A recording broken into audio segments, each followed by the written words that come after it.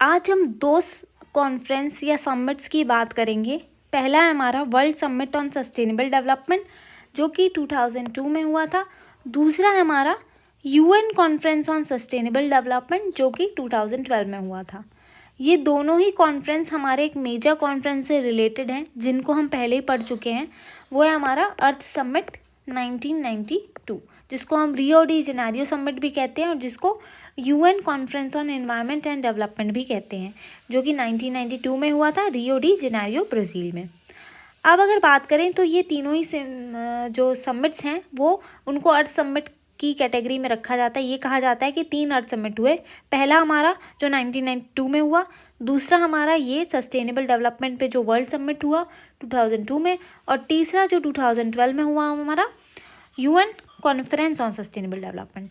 अब एक और इसी से मिलता जुलता हमारा वर्ल्ड सस्टेनेबल डेवलपमेंट समिट, वो अलग है, उससे हमें कंफ्यूज नहीं होना है। अक्सर हम इन तीनों में कंफ्यूज हो जाते हैं, ठीक है। तो सबसे पहले हम बात कर लेते हैं world summit on sustainable development की। ये हुआ था रियो डी जेनेरियो समिट के 10 सालों के बाद, इसीलिए इसको रियो +10 भी कहा जाता है या फिर इसको अर्थ समिट 2002 भी कहा जाता है। ये हमारा 26 अगस्त से लेके 4 सितंबर के बीच में 2002 में कंडक्ट हुआ था इन जोहान्सबर्ग, साउथ अफ्रीका।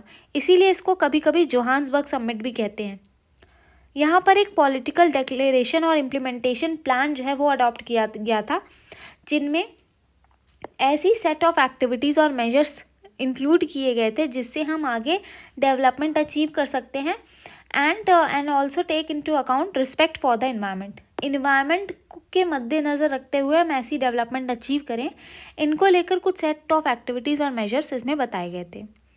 उसके बाद इसमें बहुत 100 से ज़्यादा हेड्स ऑफ गवर्नमेंट ने पार्टिसिपेशन किया था और बहुत सारे थीम्स के ऊपर डिस्कशन हुआ था। That included water, energy, health, agriculture, biological diversity and other areas of concern. जो मेजर आउटकम है इसके वो क्या है? Reaffirmation of sustainability as a basic world wide need, ठीक है। सस्टेनेबिलिटी हम वर्ल्ड वाइड नीड बन चुका है, इसको रीअफर्म किया गया था, जो कि पहले भी अर्थ समिट में ये चीज़ हो चुकी थी, उसी को और आगे बढ़ाया गया था। साथ ही साथ यहाँ पे वर्ल्ड सॉलिडारिटी फंड का फॉर्मेशन हुआ था और इरेडिकेशन ऑफ पॉवर्टी की भी बात हुई थी।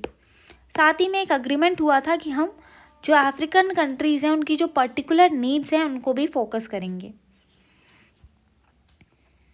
इतनी बातें यहाँ पे हुई थी। उसके बाद हम दूसरे समिट पे आते हैं जो कि हमारा है UN conference on sustainable development. ये हमारे रियो अर्थ समिट के 20 साल के बाद हुआ था, 20th एनिवर्सरी को, और 10th एनिवर्सरी थी हमारी world summit on sustainable development जो कि हमारा 2002 में हुआ था जोहान्सबर्ग में। इसीलिए इसको रियो +20 भी कहते हैं शॉर्ट फॉर्म में। ये सेम प्लेस पे हुआ था जहाँ पे हमारा पहला अर्थ समिट हुआ था, यानी कि रियो डी जेनेरियो ब्राज़ील में जून 2012 में। उसके बाद ये भी वही सारी बातें करता है कि कैसे हम सस्टेनेबल डेवलपमेंट को आगे लेके जाएं। इस कॉन्फ्रेंस के 2 मुख्य थीम्स थे। पहला क्या कि हमें ग्रीन इकोनॉमी अचीव करनी है सस्टेनेबल डेवलपमेंट और पॉवर्टी इरेडिकेशन के कॉन्टेक्स्ट में, ठीक है। हमें पॉवर्टी इरेडिकेट करनी है, सस्टेनेबल डेवलपमेंट अचीव करना है, साथ ही साथ इसी दोनों को मद्देनज़र रखते हुए हमें ग्रीन इकोनॉमी की तरफ बढ़ना है।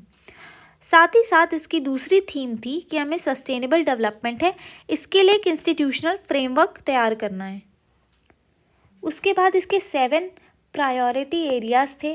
ऐसे एरियाज़ को हाईलाइट किया गया था जिनको प्रायोरिटी के साथ हमें जिन पे एक्शन लेना है, जिन पे अटेंशन देना है। इसमें क्या क्या इंक्लूड था?